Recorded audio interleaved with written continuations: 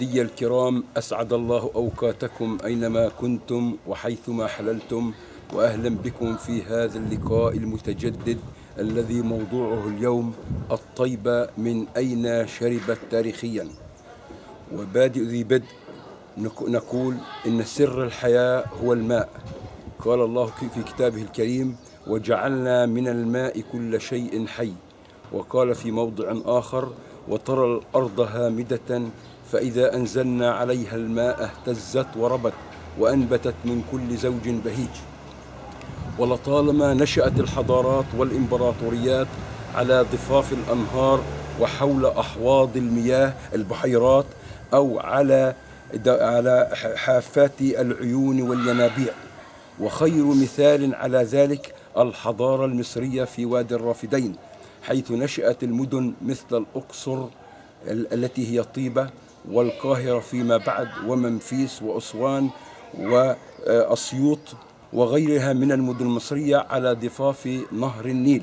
وفي بلاد الرافدين حيث دجلة والفرات نشأت الموصل وبغداد فيما بعد، والبصرة والحلة وغيرها من المدن العراقية. وتأسست الإمبراطوريات أو الحضارات الكلدانية والسومرية والبابلية والأشورية على ضفاف دجلة والفرات. وفي الهند والصين نشأت الحضارات والإمبراطوريات حول نهر الجنجس والنهر الأصفر ونهر السند.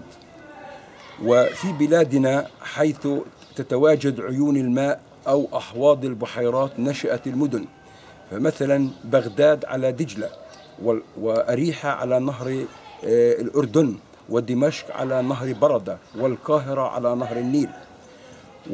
ومدينة طبرية تأسست على ضفاف بحيرة طبرية، وحمص في سوريا حول بحيرة حمص. وحيثما تتواجد المياه نشأت الحضارات وأقيمت المدن، وهكذا دواليك.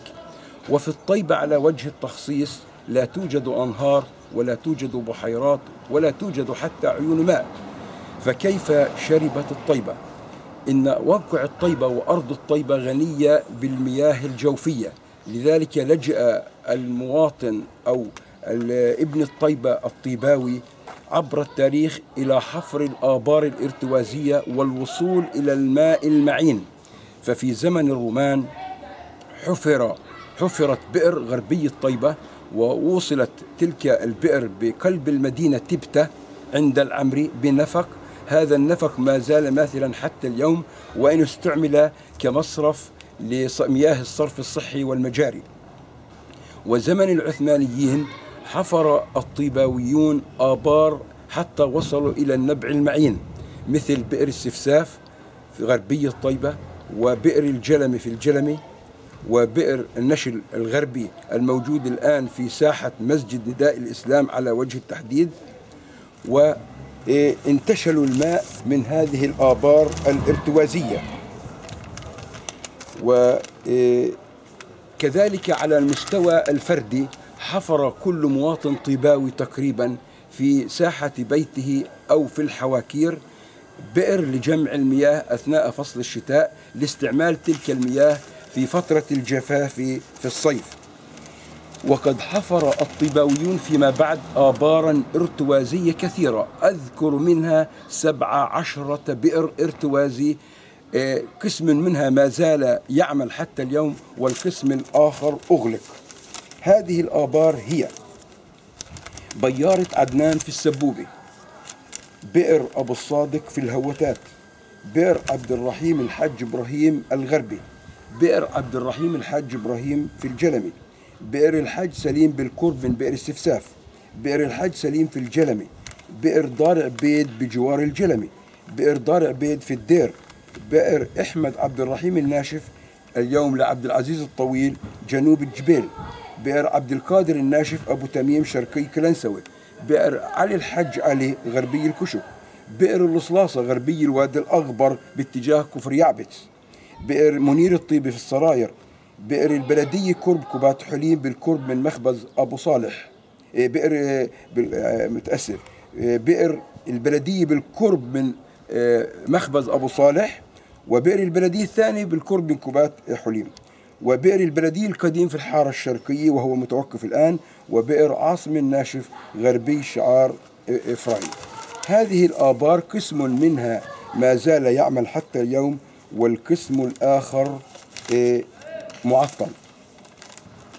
وفي سنوات ال50 بنت السلطة المحلية في الطيبة أول حاوز حديدي كان يقع غربي مسجد صلاح الدين الذي نقف بجواره اليوم. وقد أقيم أو هدم هذا الحاوز وبني هذا الحاوز الذي نقف بجواره الآن، هذا الحاوز الإسمنتي الموجود إلى الشرق من مسجد صلاح الدين في الحارة الفوقة.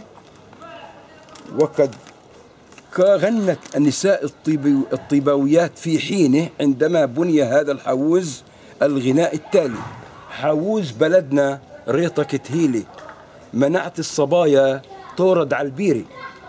فقد كانت البنات تذهب أو الفتيات الطيباويات تذهب إلى آبار النشل في بئر استفساف وغيرها من الآبار لتلتقي هناك، حيث يعتبر البئر هو نادي للنساء تتجاذب حول البئر أطراف الحديث من أمور الزواج والخطوبات وحديث العشاق والمحبين.